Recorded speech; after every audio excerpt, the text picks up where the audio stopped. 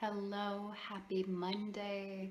I'm Joanna Intarazim from yoursacredtransformation.com, and today is day 312 out of 366 days to transform all fears back into love, through love and truly beyond that. And today is day 312, and I am so excited to be here and sharing with you in this heart adventure of looking at vulnerability. And it is such a potent, powerful time for all of us to shine the light of our consciousness onto the subject, especially with everything going on with the election in the United States and all that that brings up for people. Will be massive gateways if we can actually use them to explore what we need to explore consciousness wise in the time, the months, days, and years ahead. So today I wanted to look at the vulnerability around being judged, and I'm responding to this particular inquiry because somebody on one of the pages that I asked about vulnerabilities spoke about the fear of being judged, and it's really human and understandable that none of us truly want to be judged. It's a natural human instinct to want to be received openly and truly with heart. Even, the fear of being vulnerable to being judged, the vulnerability that comes up around the fear of being judged, even intrinsically built into that is actually that all humans want to be accepted, loved, open to, and welcomed in.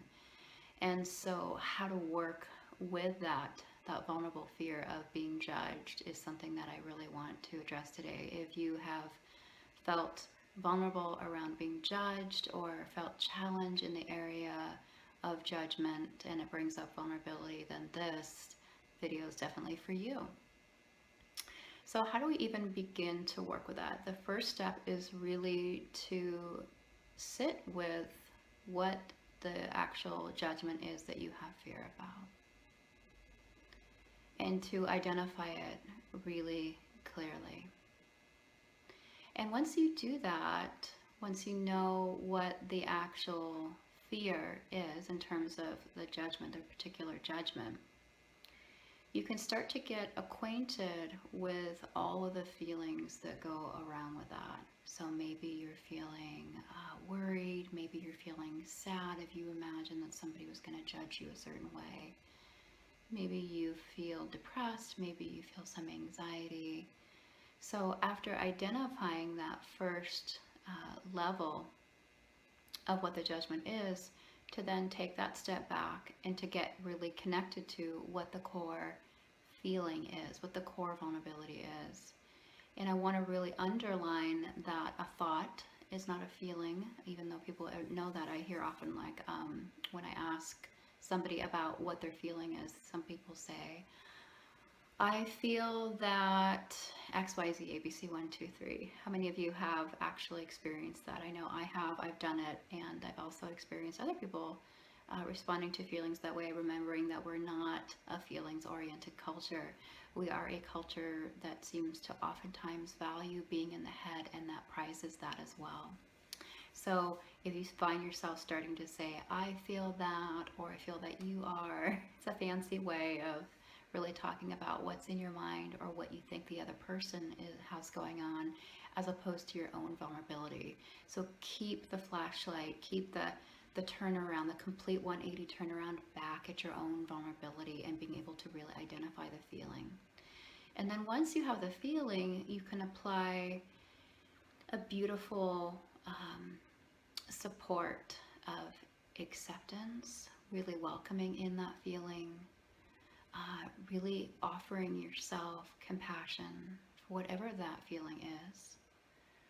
If there's any forgiveness about it, like if you've beaten yourself up for having that feeling, sometimes people think they are problematic for feeling sad, or that they're stupid for being anxious because they can't control their anxious thoughts. To really offer yourself a sense of forgiveness for whatever that feeling is. and then ultimately just tremendous love in the form of care, support, and whatever else it is that you might need.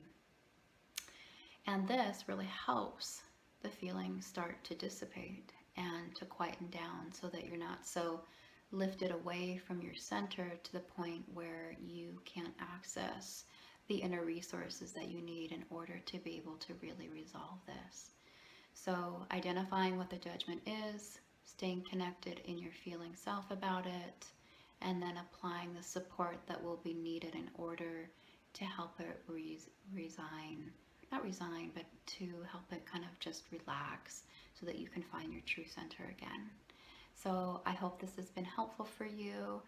There will be another part around working with judgment tomorrow, but I really want to invite you to start with this today. These are like timeless practices that have been talked about in many different traditions, and they're so valuable because they're simple, they're practical, they're accessible, and they help you transform. If you've got any questions or you would like me to elaborate further, I'm happy to do that.